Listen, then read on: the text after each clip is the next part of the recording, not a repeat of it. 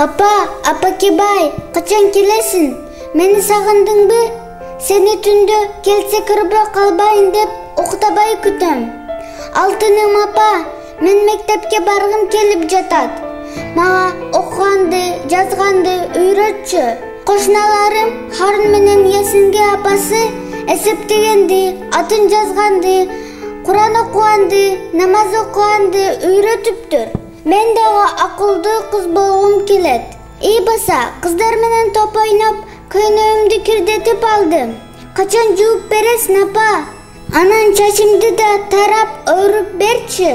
Мени кучагыңа алып уктатчы, апа. Сени абдан сагындым.